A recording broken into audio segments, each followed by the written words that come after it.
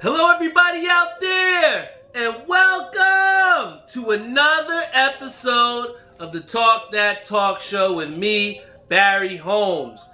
We are here on our usual Friday night, just a little bit later time than usual. A lot of times we start at 8:30, most times we start at 8:30, but the one thing today is, I had a really great day. Got a lot of golfing in today, and I think that one of the things that has kind of been lost in most days with the pandemic and everything that's happened over these past couple months is the fact that with being cooped up inside, and then also it not being summertime or the weather starting to break, it's really important to try and take advantage of those really nice days, because they've really come few and far between, and today had to be one of the best days to just be outside. And I got a really good chance to go out and golf today at a Rutgers Golf Course. Shout out to Rutgers Golf Course.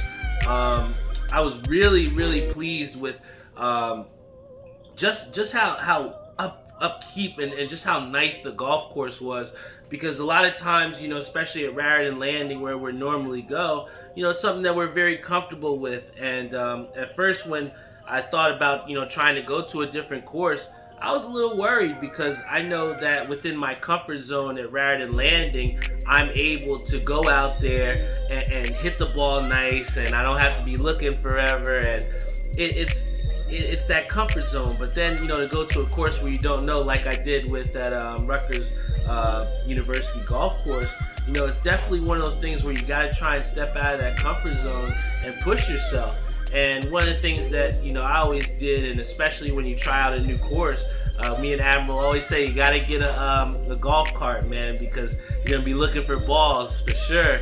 But I tell you what, I challenged myself today, because I knew, I was like, you know what, it's gonna be a long day. I'm not gonna be able to make it to the gym, but I'm gonna get there. And I'd say this. It was just such a tough feeling to be able to go out there and walk not only that Rutgers University course, which is, like we said, I think it's like a par 71 course, so it's a very long course, and to be able to just walk that, I don't know how many steps I took. I gotta look at the phone, because I know the phone tracks that, but my feet are absolutely killing me, and that would kill me just on a day like that. But right after that, shout out to my friend Admiral, and shout out to my pops and my brother, and we went out and we golfed another 18. So I actually got to golf 36 holes today, and all of those 36 holes I walked it, and definitely the calves are burning, definitely the feet are hurting a lot, but I kind of proved to myself a lot of things today. And I proved that I can make some good short game shots. I proved to myself that I can make some really nice putts. Like I really am progressing in the game of golf. And I know a lot of my friends have really asked me, and they've been saying, where is this come from, and where has all this golfing been coming from, to where you've been going a lot. And honestly, like I said in past episodes, and like I'm saying now, as human beings, we're constantly trying to learn the things that we enjoy to do. And it's very important to find something that you're passionate about, guys.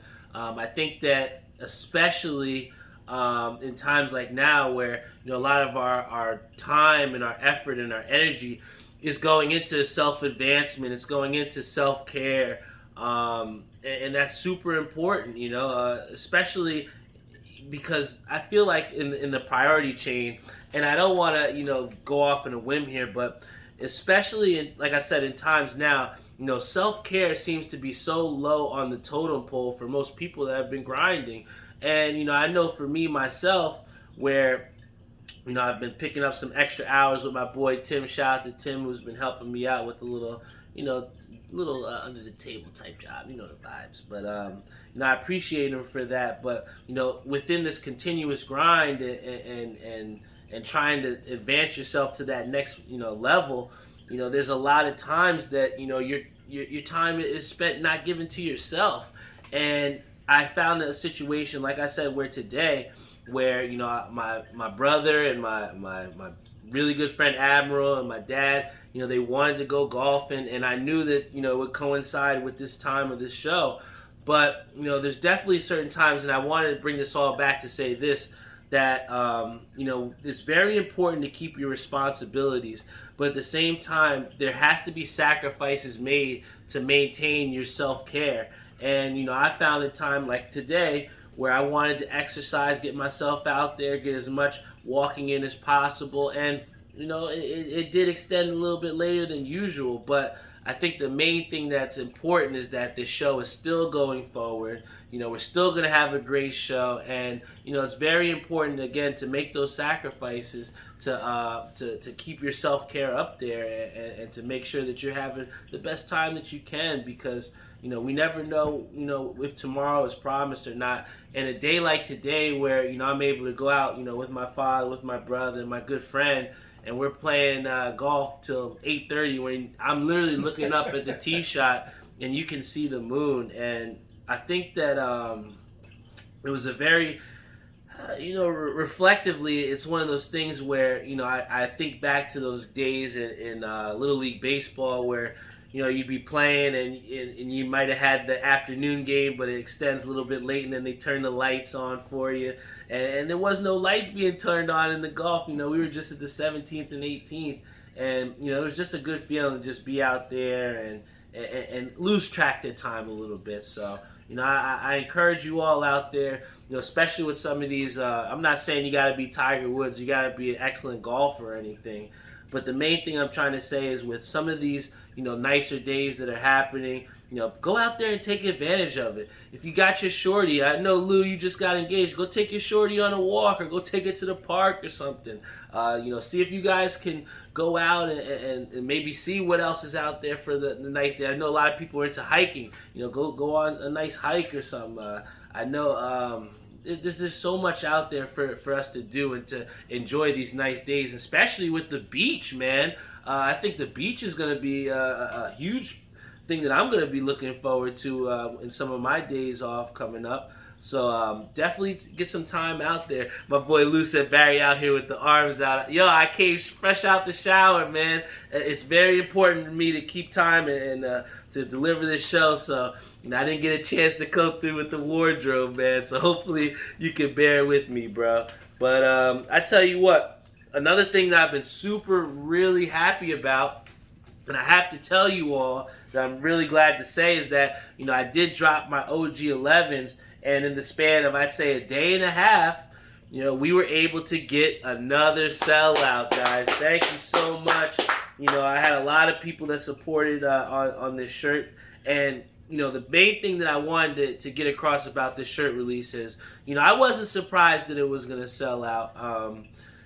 When you trust, and I know Peter had said this on one of my other episodes, but when you have a good product, the product sells itself, man. And literally, had to make, one Facebook post, one IG reveal of it, and we had so much traction, and that's something I never take for granted, and it's never going, underappreciated. But the main thing that is so important is to show that appreciation, and that's what it is for here today, to tell you all out there, everybody that supported on the OG11, especially like my good friend Brianne Pearson here. You can't fake the funk, like Lou says. And I could sit here and tell you guys I got the hottest brand in the world, and I could sit here and tell you, oh yeah, I got 14,000 downloads, but I mean, that might not mean shit to you. But I think the big thing for me is that people are really proud to wear these shirts, man. And not even just with the OG11s, but I had a situation where I was at the bowling alley with my bowling on Thursday. And, my brother and sister come up to visit me, and my brother had on the OG2 hoodie. My sister had on, I think, the OG5. So it just meant a lot to have, that family support. But continuing on past that family support, it just means so much to have friends and family that want to put on that OG11. I wanted to tell you another thing.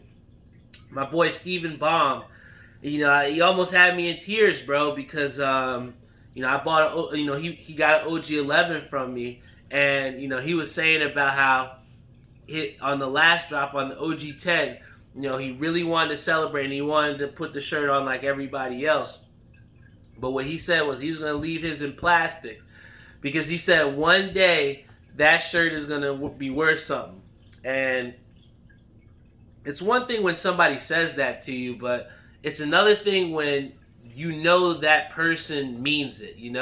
I feel like, from seeing Stephen Baum, I knew he was real, and I knew that he meant that he wanted to save that shirt because it was going to be worth something.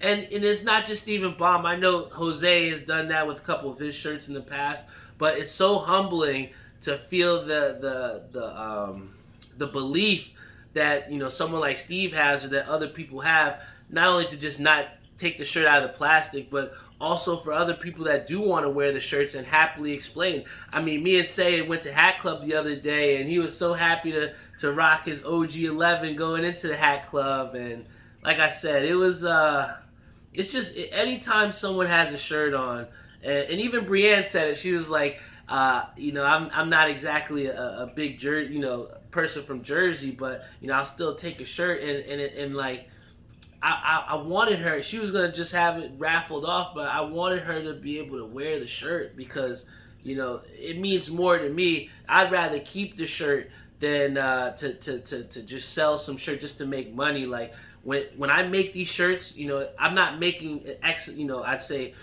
40, 50, 60, 70, 100 of them. I'm trying to make a limited amount of these shirts, because for those people that truly support and that truly want these shirts, I want them to feel special. And I feel like with the way that, like, someone like Kodos, who is so happy every single week to post his little selfie so that I can retweet him or repost him on Instagram. But like I told him before, he may just think that he's just helping out, but he doesn't know just really how much that does help out. And to his caption on that picture was, he felt special to be a part of something special.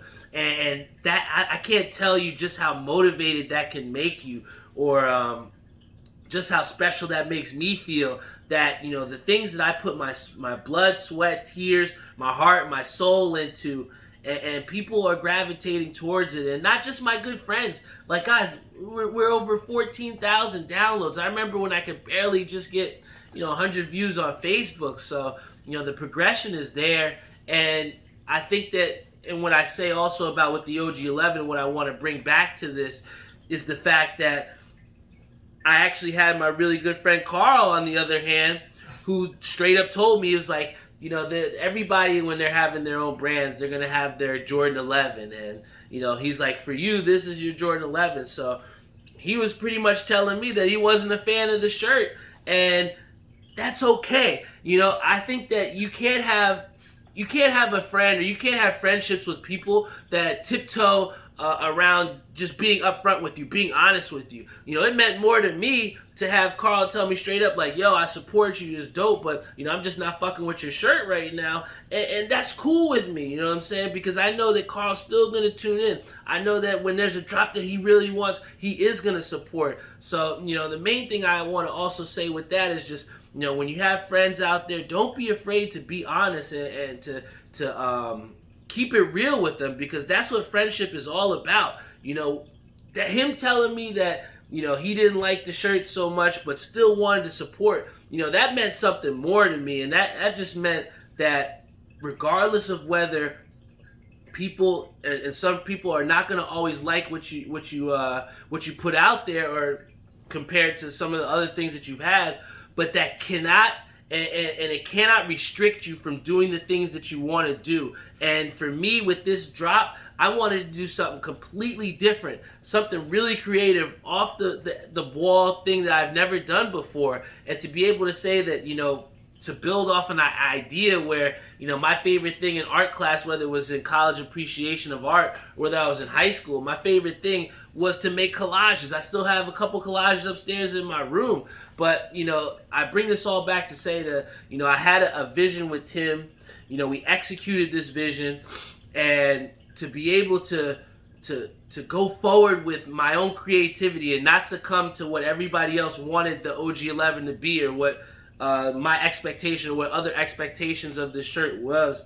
I came out with something that I wanted, and I had success with it, and we had another sellout, man. So, the main point that I say, and everything that I say reflectively, everything that I put on this paper when I put up an itinerary to give for you all, and drop nuggets, drop knowledge for y'all, is just to have you think about something bigger, not only than this show, but just within your own life, man. And the main thing I can say is just don't be afraid to be creative, and don't let the expectations or the feedback of your friends stop you from doing the things that you want to do. And it is also something where you have to also take feedback and be able to listen to it. There's people out there that, they ask for criticism, and they say, oh, what do you think about this? And then they get mad at your answer to it. So, if you're also asking for criticism and asking for feedback, you got to be able to take it constructively and take it just on the front of your chest and make it constructive, man. See what you can do positively out of it. I took, Carl's criticism of certain things that he was, critical about, and I will take those into account. But, please, like I said, it's not going to stop me from doing the things and executing the way that I would like to, man. But another thing that I definitely wanted to share with you all beyond going out golfing and beyond the OG11 Sell Out is the fact that me and my brother, excuse me, my fault. Z-Sean has a nice comment here. He says, no, yes, man, thank you. If you got people just around telling you, saying yes, yes, whatever, do it, those aren't the people that you want around you. You want people that are going to challenge you and make you think. My boy, Captain Garrett Lou says, no L's in life, only lessons. And that's very, very true, man. I think that a great segue for that is the fact that, me and my brother, I've said it to you on countless times throughout this, maybe I say this whole season 6 of this show, but, me and my brother were fighting, man, in this bowling league on Tuesdays. And it's one of those leagues where, it's not really big money pots.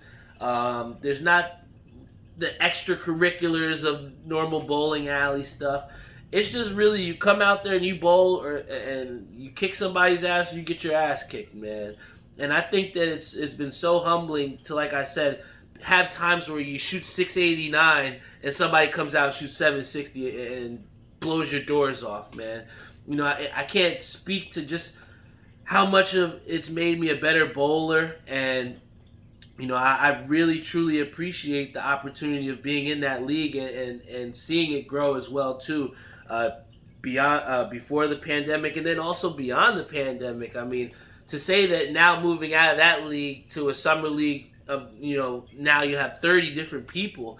I mean, sheesh, man. I mean, 30 different teams. That's a good doubles league, man. And like I said, to where me and my brother grinded and fought from being in last place, guys. There's you go to some dark places, man, when you're losing consecutive games and consecutive weeks, and you start to question yourself, and it's real. Nobody likes to lose. I hate fucking losing, man. And if you don't like losing, I can't play with you. You can't be on my team, bro. Like, my brother, there'd be times when we come out of that bowling alley, we'd be sick. I'd go home, I didn't even want to play video games. I just wanted to go to sleep.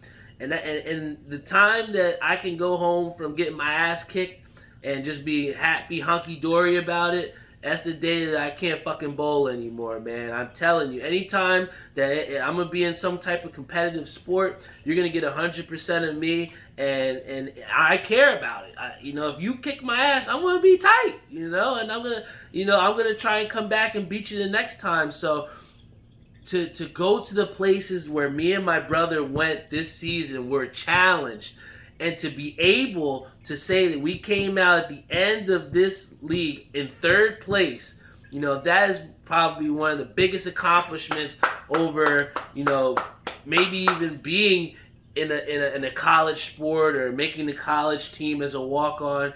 I put that in the opportunity because, hey, I played at college basketball, and I played with a lot of good players. I mean, I played with some good guys over at York College, but Nobody made fucking money playing basketball, and that was one of the crazy things that my dad always had said was that, with bowling, you have that opportunity to potentially win money. And ever since that first time, I touched $400 from bowling like a 230 game. What a night that was. I was so intrigued and I was so ready. I wanted more of it. And it's times when you're in last place and you're getting your ass kicked that you think, do I still want this? I went to a place where I was like, I don't even think I want to bowl, 2 leagues or 3 leagues anymore. I don't want to.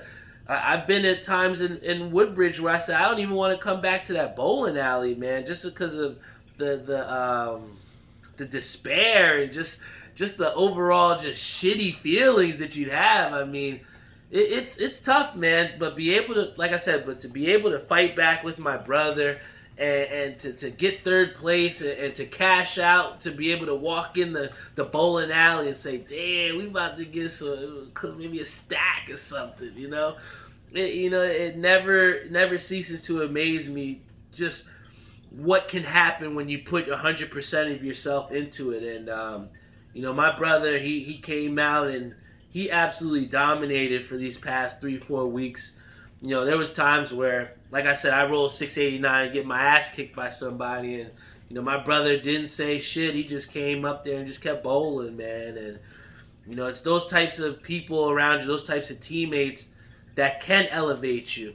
And I think that that's also again a perfect segue to also talk about this NBA play-in tournament, because what we have seen, guys, is that we've seen that this play-in tournament has been very exciting. And we talk about how my brother was able to elevate our team's play by his own play.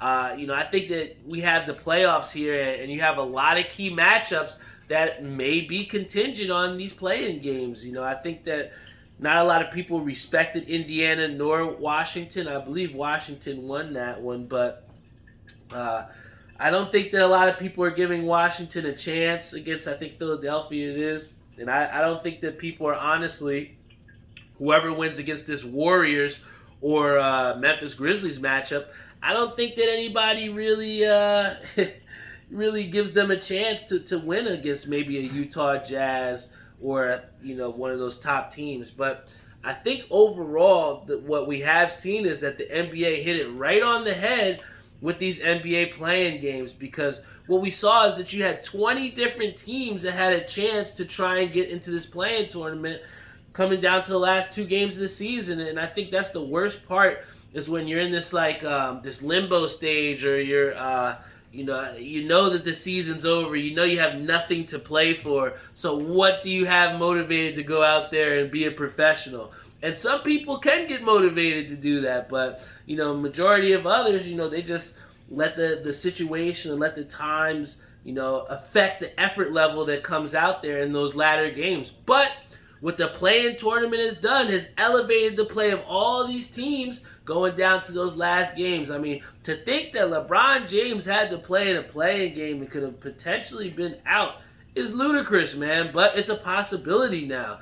And I think that, the NBA can, moving forward, as long as they don't expand this play-in tournament, I think they got something really good here with, allowing the 9 and 10 teams to potentially play for something. I think that what we have seen in the NCAA tournament, though, when you add more opportunities, first it was the first 2 in, then it became the first 4 in, and what we've seen is that sometimes when you expand, the opportunities continue to grow, and people potentially want to expand it further than what maybe it should be. And I think that if you had a point where you have 11 and 12 that are potentially playing in, what's the point of even having a regular season then, right? Just make it a tournament. So I think if you keep it just at those 2 teams, 9 and 10 playing and potentially playing against the loser of the 7-8, I think that's perfect. But I think that sometimes that, especially when you have success changing things, it becomes so easy to then continue to change. So, I love that the NBA is being progressive, but I also would like to keep some of that traditional nature of the playoff system, because I remember talking to Jeffrey today and saying, who would win this matchup and like, who would they play next. And literally we have no idea because it's all contingent on certain, scenarios that are now a possibility or now reality now. So I think that makes things a little bit confusing from the outside looking in to try and make those projections and to see what teams can go where. But, I think overall, like I said, this NBA playing tournament has been exciting. And I'm so glad that my New York Knicks did not have to play in it. And the team that we do have to play will be the Atlanta Hawks. Hawks 680 says our teams are up against each other. Hawks versus Knicks. Bro, I can't wait, man. And a lot of people are numbers guys, and what we've seen is the Knicks against the spread have been damn near untouchable. I know my boy Jeff's been eating on the Knicks parlays, but going on beyond just being betting people here, we have to look at just the facts. And the facts of what we have seen with this Knicks team is you have a team that's playing hard. You have a team that's going to play defense for the full 4 quarters.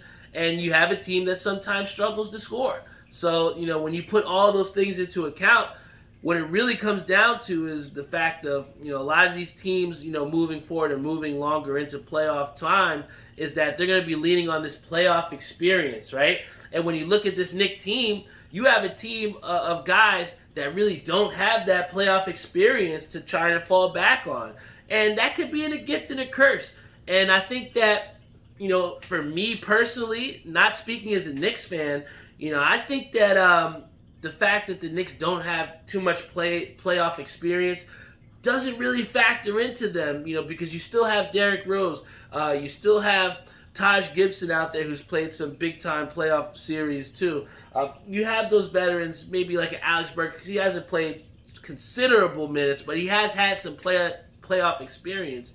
And I think that a team with the Knicks who have all season played like a team with nothing to lose and a team with everything to gain, I think that them not having this playoff experience plays in perfectly to this Knicks narrative of just pretty much overcoming all disbelievers. I think that nobody gave the Knicks a shot at the beginning of the season. Nobody thought this team would be a play-in team. They called this Knicks team a bunch of nobodies, a team of guys that nobody wanted. And I think that was so disrespectful to Tom Thibodeau to say that he couldn't come out here and absolutely turn the franchise around. And honestly, if this guy does not get Player of the Year, then somebody needs to be put on trial. Somebody does, because Tom Thibodeau has absolutely turned around the franchise to, for now, make Knicks a landing spot for free agents. So now you're not only talking about this season, but you're also talking about the future projection of this franchise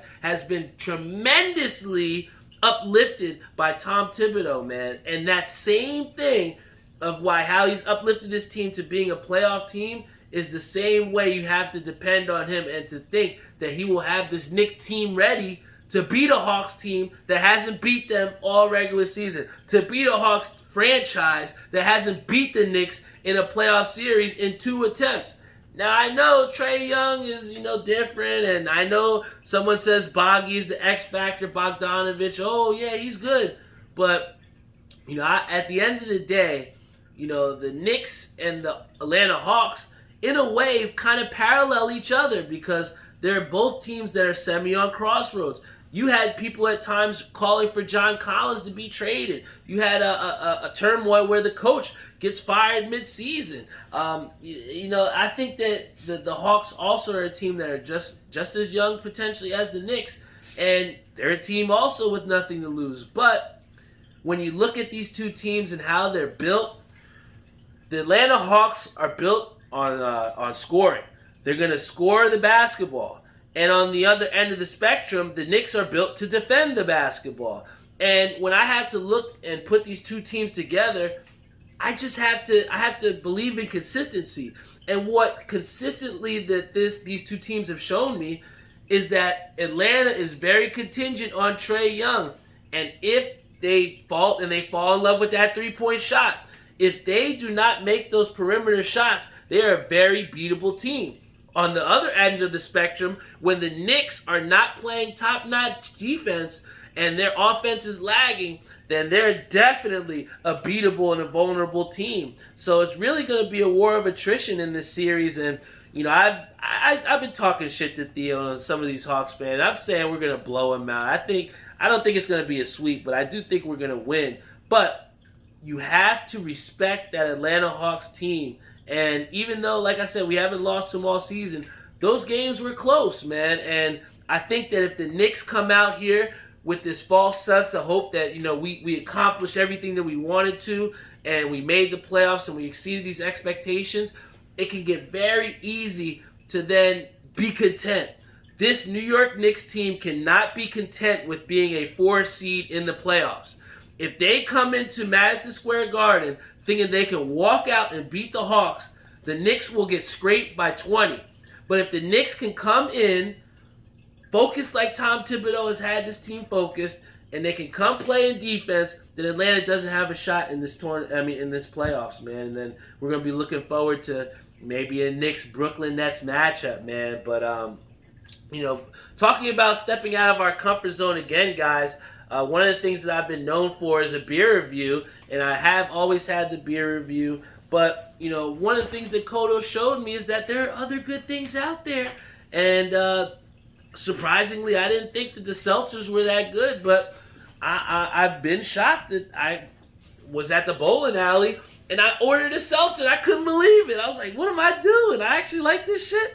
And then I went and I had a seltzer at my crib, and what I have seen is that there has been a huge resurgence of these seltzer alcoholic drinks, and especially for me, who's been trying to be a little bit better in the gym and has been trying to not be so much of a fatty. You can't go wrong with just 90 calories here. And one of the seltzers that I want to try today is actually one from Michelob Ultra. Now, the last time that I've had really Michelob is usually when you're on the golf course or somebody. It's really a golf beer, but never thought that they'd be making seltzers. But I think the good thing that we have about this one is that it's an organic seltzer with 0 added sugar. I think that this is gonna be the future, man. And as sad as it sounds, man, I kind of like it a little bit. I think that, again, to step out of your comfort zone of always having, IPA beers or having these other beers, it's good to switch it up with a seltzer once in a while, especially if I'll be going to the beach like I really like to. So, I do think that I enjoy seltzers a little bit. Never thought I'd be reviewing another one by choice here on the Talk That Talk show, but hey, I'm here to say you got to step out of your comfort zone, and I got to be about the things that I say. So here's this Michelob Ultra. It's a citrus organic seltzer. Please see if you like it. I'm gonna try it now. See what's up.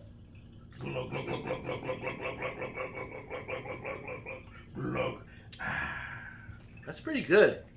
I think a lot of times with some of these seltzers, the flavor can be a little overpowering or not match the seltzer, right? And I think a prime example of that is, I think it's like one of those, I think it might be like the Bud Light grape, or I think the last time I had it was like one of those grape seltzers, and it kind of just tasted like cough syrup, and I was just like, this shit is nasty. But this right here, I could definitely see myself drinking a little bit more of these. And like I said, the citrus flavor to it, it's not overpowering. It's a good mixture of that citrus and seltzery to it. And if I had to suggest it, I'd have to probably go with the 7 out of 10 for this. I'll give it 7 out of 10 for this seltzer. I would definitely drink this over the Bud Light seltzer. I haven't had the Corona seltzer yet. Maybe I'll try that on our next show, but I think out of all the seltzers that I've had, especially the White Claws, I know a lot of people, I think my brother says, when you drink the claws, there's no laws. But I would put this Michelob Ultra one over all the different seltzers that I've had so far, because the taste isn't too overpowering. The seltzer's not going to really get you too... I know sometimes some people feel jumbled up and they might get that... feel like they have to burp a lot, but I damn near half chugged this and I'm feeling great.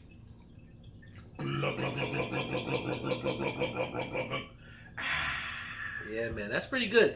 And I would actually go in to say, give yourself a little bit of ice in this too. I think this would drink really good with a little bit of ice, man. But thank you so much to everybody for tuning into this Talk That Talk show. Shout out to my boy Theo on our Instagram live. Shout out to Rob Borwegan. Yo, I finally beat the Showdown Challenge, Rob. Yo, guys, you know how much I love MLB The Show. I had Chris Bierag on the show last week. If you didn't see it last week's episode, check it out. It's called Dollar Bat. Had a great conversation with my boy who creates content for MLB The Show. And like I said, that game is awesome. But some of the challenges are hard, man. And I was stuck. I was being a little bit resilient because my friends Rob and Jeff were like, yo, you try a player program or try and do something else because you've been doing the Showdown for like a couple days and it ain't been working. But you know me, if I can't do something, I'm going to do it until I can, right? And I finally today broke through. And it just, like I said, not even just with a video game and something as silly as that, but, sometimes when you've been, working so hard to try and, break through or to get through that metaphorical brick wall, you got to take time and appreciate getting through it because, Sam Hinkie for the Philadelphia 76ers should get a lot. He should get so much more credit than what he does, man. The guy creates trust the process and gets ostracized, which doesn't make any sense to me. But that whole trust the process thing is real, man. Like when you trust the process, you trust the work, trust everything that you put in. You never know what can happen, man. And I think that again is a great segue for our last thing to where. I really want to extend and congratulate my sister big time, Tori, for graduating college and being the last of our siblings to graduate college. And I know a lot of people will say, hashtag Black Excellence, which it definitely is, man. But, going beyond just a hashtag, I'm just super proud of my sister. I'm super proud of my brother. And I'm super proud of myself for, graduating college because it's not an easy feat. I know a lot of people that I went to college with that I don't know what they're doing. I don't know if they graduated or not or ever did.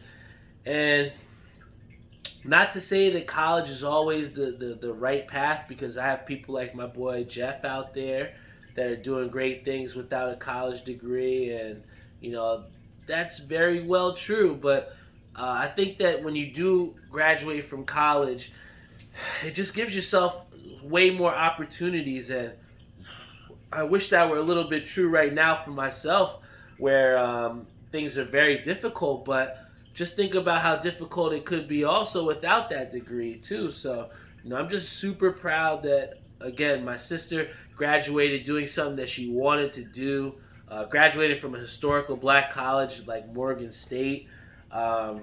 It's a huge accomplishment, and I feel like at times myself I overlook that fact, or it kind of strays from the mind that I actually did that, or that it was possible.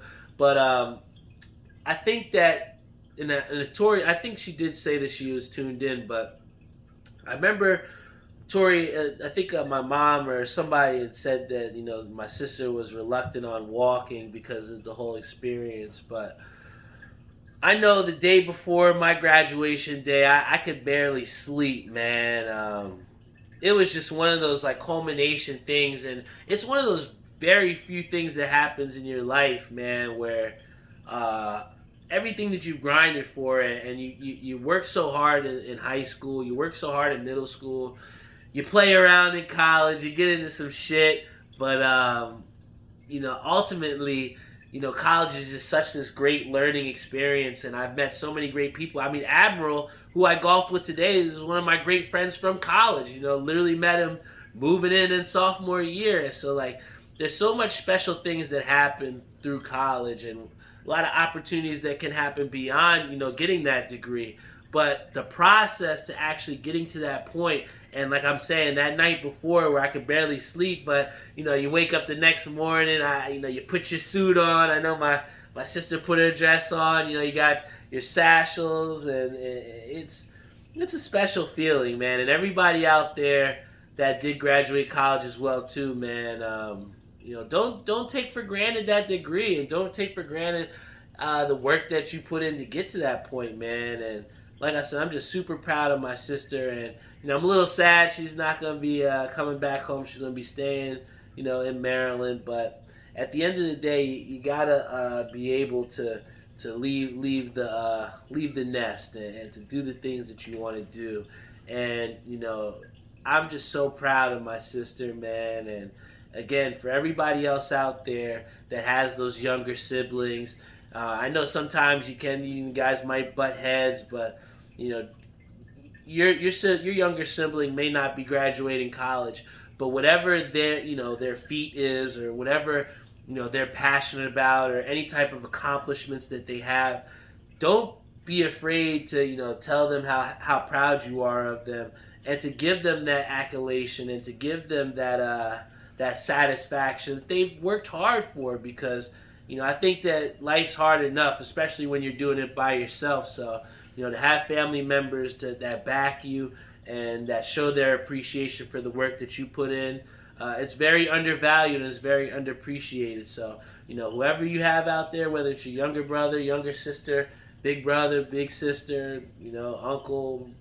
father, sister, whatever family member it is, just don't be afraid to just tell them what's up, man. Tell them that you're proud of the things that they're doing, man, because those little words can go a very long way, man. So thank you to everybody that continues to tune in to this Talk That Talk show. I had my boy I had Lou. He was making fun of me because I had my arms out, but you can't be afraid to be yourself, man.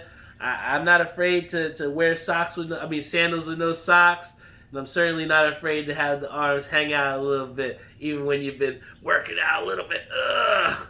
Nah, that's a little gas, man. I got a long way to go, but again, it's okay to feel good. It's okay to trust the process, and it's okay to have some confidence in yourself, because that confidence again can go a very long way.